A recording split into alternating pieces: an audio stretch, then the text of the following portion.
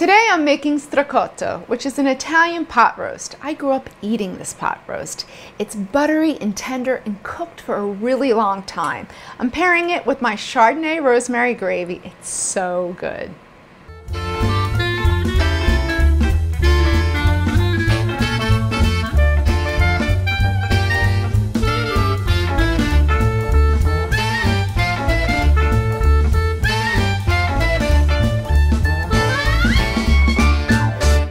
Guys, so today I'm making my childhood favorite. We used to have this very often on Sundays. So I have a 4-pound bottom round roast. Sometimes they're called shoulder roast. It's basically your tough cut of meat, and we're going to cook it for a really long time and keep it hydrated in water, and then I'm going to add a little Worcestershire in there as well, which makes it so delicious, keeps it nice and moist, breaks down those tough connective tissues and makes it super buttery. It's not dry, it's so delicious. But first we're gonna season liberally this big, huge hunk of meat with salt and pepper all the way around. So I prefer using a baking dish because I found by using a roasting pan, something about the stainless steel, it does get hotter and I feel like it absorbs the moisture that I put in it. So a baking dish keeps it nice and moist, making our roast really tender. So now to give our gravy, which will be in the end, lots of flavor, and it's also gonna give our roast lots of flavor. I'm just gonna roughly chop up some celery, place it right around your roast, 3 sprigs of fresh rosemary, and then 1 large onion, just chopped up. This is just a rough cut. This is just to add flavor. All right, so into the bottom of our baking dish. I've heated my oven to 400 degrees, so I like a hotter heat, and the reason is you'll get this beautiful caramelization on top of the roast. And by keeping it well hydrated, which we're gonna do, we're gonna add about 3 to 4 cups of water and a little Worcestershire in there. We'll break down those tough connective tissues and make it buttery, moist, and tender. And technically, Stracotti in Italian means overcooked. Well, it's cooked right. This is the way to cook it. You gotta cook it through. Otherwise, if you just cook it medium rare, it's so tough.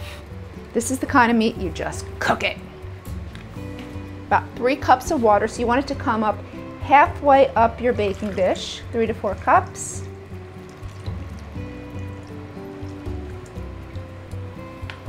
Yep, that's about it. Worcestershire, about 1/4 cup.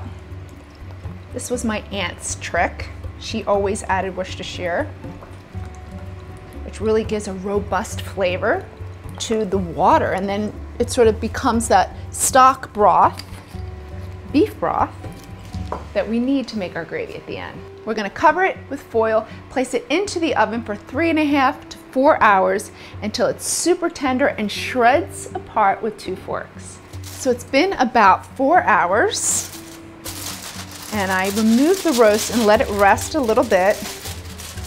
And look how much it sort of decreases in size, but that beautiful browning on the top, which gives such a robust flavor. So I'm just gonna transfer this to my serving platter, which we will slice it in a bit, but I need the broth, that beautiful, flavorful broth that we have. I'm gonna strain it and then make our rosemary Chardonnay gravy. All right, so I strained our beef broth, and now I'm just gonna squeeze on the vegetables just to get all that flavor out of there. There is great flavor in there. Just squeeze them out, and you'll get about 2 to 2.5 cups of liquid. Now let's start our gravy. So we're gonna melt some butter.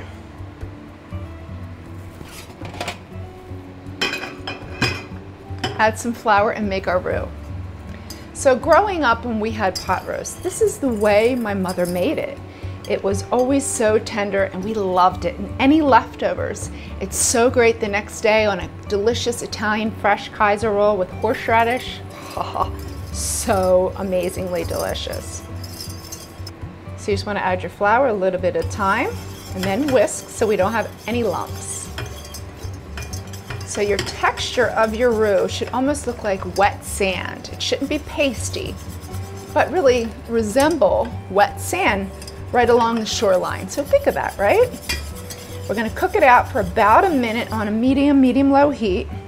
So we want to cook out that raw flour flavor.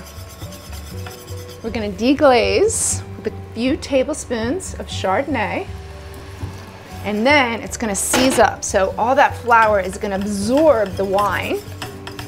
Happens quick, 20 seconds, boom, done. And then add our beef broth. Little at a time, then we'll whisk it.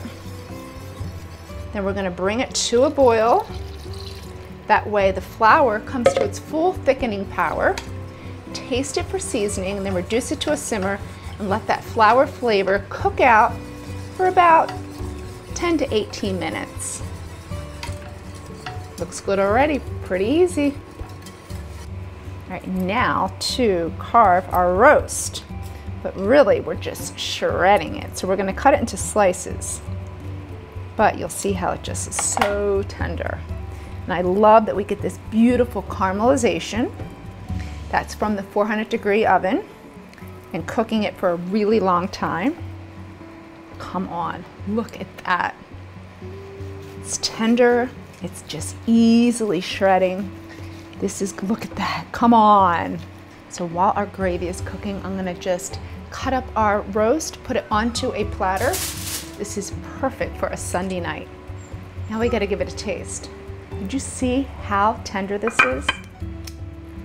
Come on, look at that. Now for our Rosemary Chardonnay Gravy. This is the ultimate Italian Sunday dinner. And Coco is dying for a bite.